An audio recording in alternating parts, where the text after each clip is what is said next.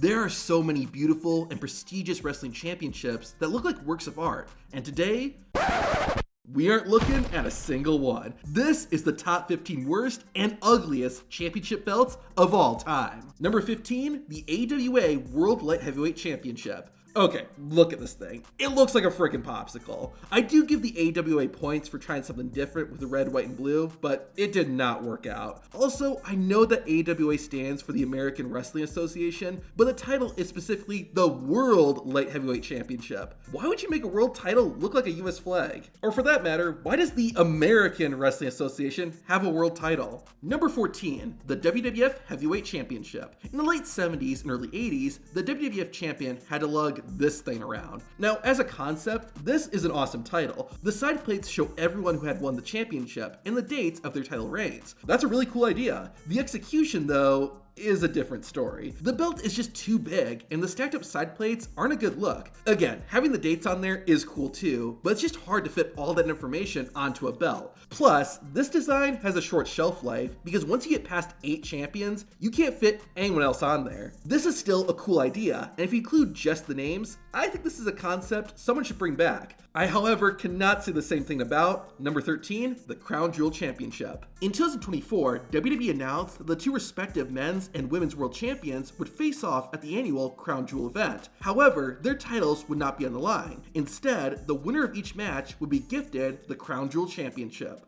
Okay, where do I begin? Well, for one, I'm not a fan of this taller shape that some belts have. It just looks odd to me, and it leaves a lot of empty space on the plates. But by far, the worst part of the Crown Jewel Championship is just how generic it looks. It's devoid of personality, and looks like it could be just about any championship for any company. Why not add in some purple, like the color of the Crown Jewel event? Especially since this is a title that is only going to appear once a year, why not give it some personality? I'll take the greatest Royal Rumble Championship over the Crown Jewel Championship any day.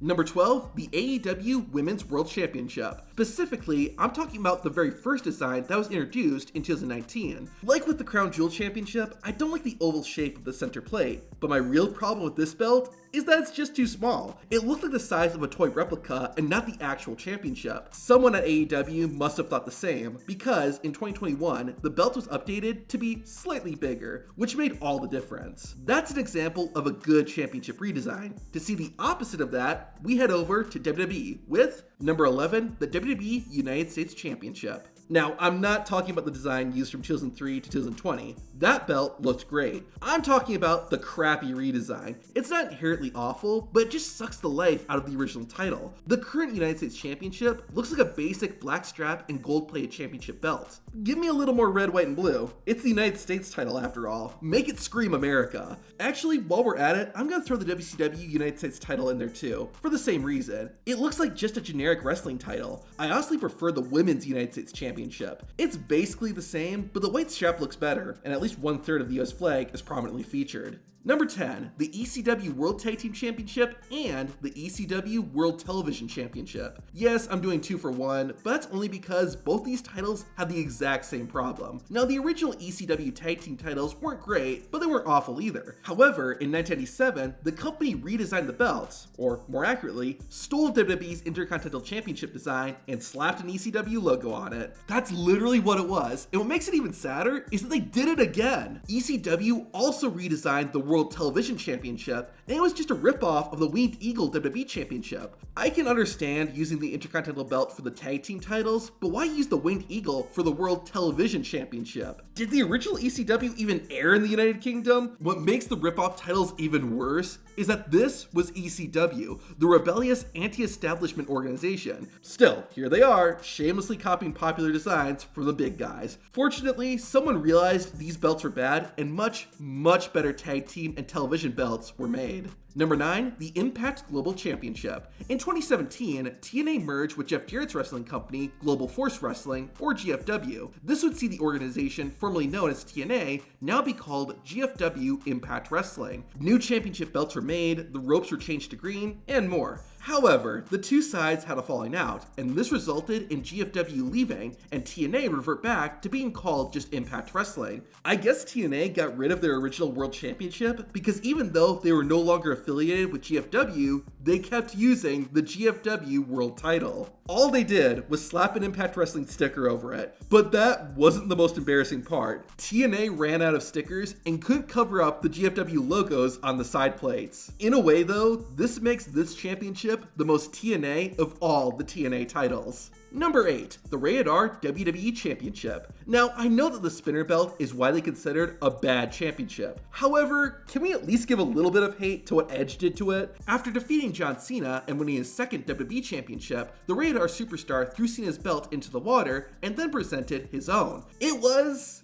the exact same belt, but now with Edge's logo in the center. It just looked so out of place on that belt and didn't match the design at all. What makes it even sadder is that Edge had drawn up a custom belt that actually looked pretty sweet. I'm guessing that since replicas of the spinner belt sold so well, WWE didn't want to stray too far from that design. However, that gave us about a month of this ugly looking thing. Number 7, the UWF Sports Channel Television Championship. The Universal Wrestling Federation, or UWF, was a company that ran from 1990 to 1996. What it tends to be remembered for nowadays is its insane owner, Herb Abrams. I'm not going to go into all that, but looking at the company's TV title, you'll get an idea of how petty Mr. Abrams was. Sports Channel was the network that aired UWF episodes, so like what AEW would do decades later, the company made a title named after the network. I always appreciate a non-black strap belt, but the silver plates on the white don't work. There are also just too many colors, with the UWF logo being green, yellow, and blue, and the Sports Channel logo adding red.